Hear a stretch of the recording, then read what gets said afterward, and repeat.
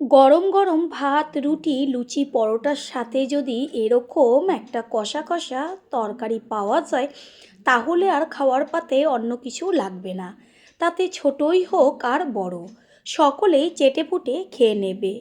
আজ শেয়ার করব পটল আর আলুর সম্পূর্ণ নিরামিষ একটা রেসিপি। স্পেশাল একটা মশলা ব্যবহার করে এত দুর্দান্ত স্বাদের একটা রেসিপি তৈরি হবে, যেটা নাকি খাওয়ার পরেই বুঝতে পারবেন। নমস্কার বন্ধুরা, শ্বশুর বৌমা রান্নাঘর অ্যান্ড ব্লগ চ্যানেলে সকলকে স্বাগত। তাহলে কি করে তৈরি করব সেটাই দেখে নেওয়া যাক।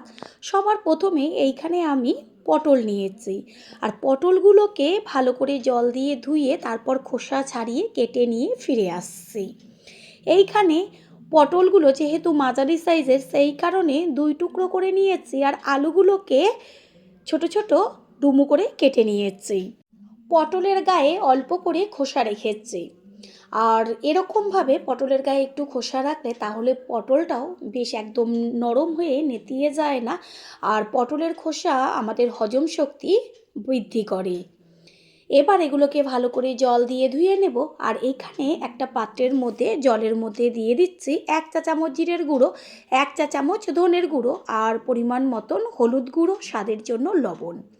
এটাকে চামচের সাহায্যে জলের মধ্যে গুলে 5 থেকে 7 মিনিট মতো রেখে দেব। এইভাবে জলের মধ্যে মশলাটা গুলে রাখলে পরে ভীষণ ভালো হয় রান্নার টেস্টটা। এইখানে আমি একটা মিক্সিং জার নিয়েছি, আর তার মধ্যে নিয়ে নিচ্ছি বড় সাইজের একটা টমেটো, 1.5 ইঞ্চি পরিমাণ আদার টুকরো ছোট ছোট করে কেটে নিয়েছি, আর ঝালের জন্য গোটা শুকনো লঙ্কা। এগুলোকে জল দিয়ে পেস্ট করে নেব। এইখানে গ্যাসের ওভেনে কড়াইটা বসিয়ে কড়াই গরম হলে গ্যাসের ফ্লেম লোতে রেখে দিয়ে দিচ্ছি 1 চা চামচ পরিমাণ 5 ফোড়ন। বন্ধুরা, যখন দেখবেন 5 ফোড়নটা চটপট হয়ে ফুটতে শুরু করেছে আর সুন্দর একটা মিষ্টি গন্ধ বেরোচ্ছে, তখন এটাকে একটা পাত্রে ঢেলে নিয়ে তারপর ঠান্ডা করে গুঁড়ো করে নিতে হবে।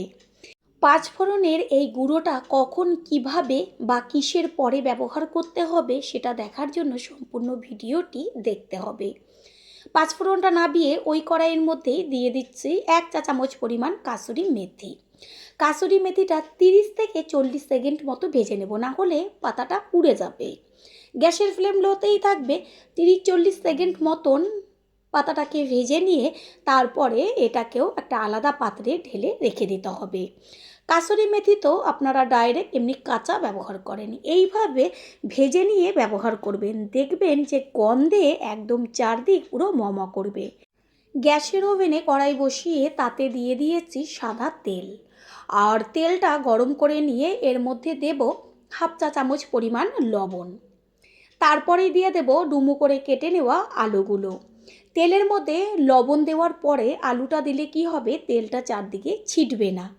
এবার আলুগুলোকে তেলের মধ্যে একটু সময় নিয়ে ভালোভাবে রান্না করে নিতে হবে। আলুগুলো এমনভাবে ভাজতে হবে যেন 50% সিদ্ধ হয়ে যায়। দেখাই যাচ্ছে আলুর গায়ে বেশ একটা কালার চলে এসছে। এই সময়ই এর মধ্যে দিয়ে দেব কেটে নেওয়া পটলগুলোকে। আগে যদি আলুর সাথে পটলটা দেওয়া হতো তাহলে পটলগুলো নরম হয়ে যেত, আলুটা ভাজা হতো না। আলু হাফ ভাজার পরেই পটলটা দিয়ে ভালো করে ভেজে নিতে হবে। এর মধ্যে দিয়ে দিচ্ছি কালারের জন্য হলুদ গুঁড়ো। এরপর পটলটা দেওয়ার সাথে সাথে গ্যাসের ফ্লেম হাই করে দিতে হবে, না হলে পটলের থেকে জল বেরোবে আর পটলগুলো একদম নেতিয়ে যাবে। গ্যাসের ফ্লেম হাই করে প্রায় 3 থেকে 4 মিনিট মতো ভেজে গ্যাসের ফ্লেম লো করে একদম ভালোভাবে লাল লাল করে পটল আর আলুগুলোকে ভেজে নিতে হবে। হাতের কাছে থাকা একটা দুটো মশলা দিয়েই একটু ভিন্নভাবে যদি আমরা যে কোনো রান্নাই করার চেষ্টা করি, তাহলে কি হয়, রান্নার একঘেয়েমিটাও চলে যায়, আর নতুন একটা স্বাদ আসে, খেতেও ভালো লাগে, বাড়ির সকলেও খুব তৃপ্তি করে খেয়ে নেয়। পটল আর আলুটা একদম সুন্দরভাবে ভাজা হয়ে গেছে, দেখাই যাচ্ছে যে কত সুন্দর লাল লাল হয়েছে। খেয়াল রাখবেন পটলটা যেন বিশেষ করে বেশি ভালো ভাজা হয়, না হলে কিন্তু পটলের থেকে টেস্টটা আসে না। পটল আর আলু তুলে নিয়ে ওই বেঁচে থাকা তেলের মধ্যেই দিয়ে দিচ্ছি অল্প পরিমাণ সর্ষের তেল। আর তেল গরম হয়ে গেলে এর মধ্যে ফোড়ন দিচ্ছি একটা তেজপাতা, ছোটো চামচের 1 চা চামচ সাদা জিরে আর একটা শুকনো লঙ্কা আর গোটা গরম মশলা যেমন এলাচ, দারচিনি, লবঙ্গ, জয়িত্রী। গ্যাসের ফ্লেম লোতে রেখে ফোড়নটাকে ভালো করে ভেজে নেব। যখন দেখবেন ফোড়নের থেকে সুন্দর একটা গন্ধ বেরোচ্ছে, তখন এর মধ্যে দিয়ে দেব টমেটো, আদা আর শুকনো লঙ্কা যে একসাথে পেস্ট করে রেখেছিলাম সেই পেস্ট। আপনারা চাইলে শুকনো লঙ্কার পরিবর্তে কাঁচা লঙ্কাও ব্যবহার করতে পারেন, তবে কালারটা ভালো আসে। এটাকে এবার ভালো করে কষিয়ে নেব। গ্যাসের ফ্লেম মিডিয়াম করে দিয়ে মশলাটাকে কষাবো।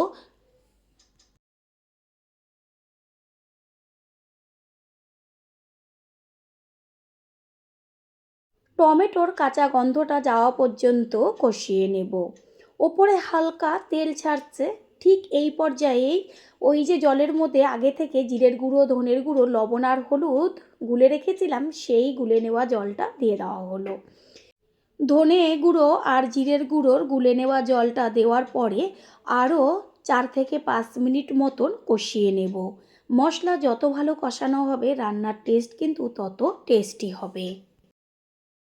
মশলা 2-3 মিনিট মতো কষিয়ে নেওয়ার পরে এর মধ্যে দিয়ে দিচ্ছি 1/2 চা চামচ পরিমাণ হিং।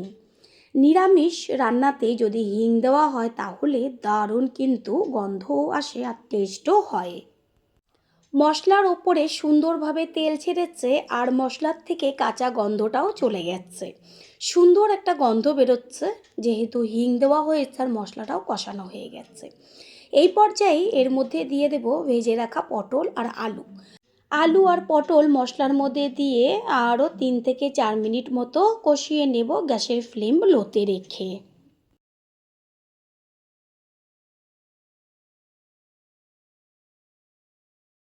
পটল আলু মশলার মধ্যে দেওয়ার পরেই দিয়ে দেব ওই যে ভেজে রেখেছিলাম কাসুরি মেথির গুঁড়োটা, সেই গুঁড়োটা। নিরামিষ রেসিপি যে এতটা টেস্টি হতে পারে সেটা আপনারা খাওয়ার পরেই বুঝতে পারবেন। তার জন্য বারবার করে রিকোয়েস্ট করছি, একবারের জন্য হলো এই রেসিপিটি অবশ্যই ট্রাই করবেন। পুরনো বন্ধুদের সবসময় আমাদের পাশে এইভাবে ভালোবেসে থাকার জন্য অনেক অনেক ভালোবাসা।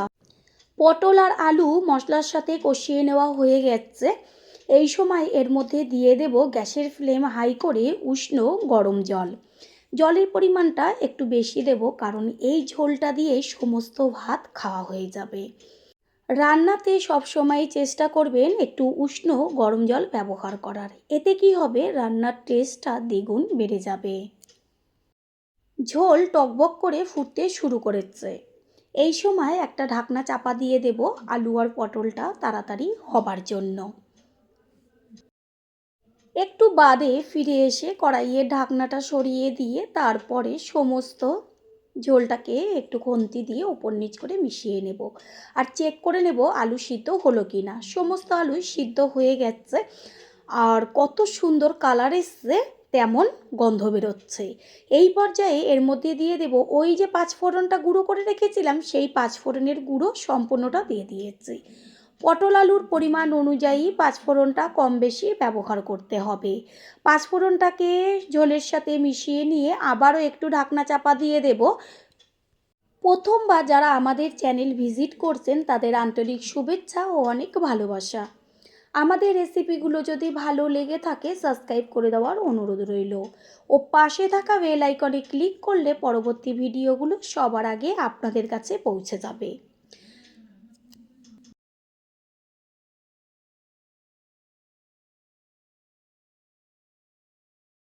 রেসিপি একদম তৈরি হয়ে গেছে। এখানে কোনো রকম গরম মশলার গুঁড়ো ব্যবহার করার দরকার নেই। সবশেষে দিয়ে দিচ্ছি 1 চা চামচ গাওয়া ঘি। ঘিটা মিশিয়ে নেওয়ার সাথে সাথে গ্যাস অফ করে ঢাকনাটা চাপা দিয়ে দেব।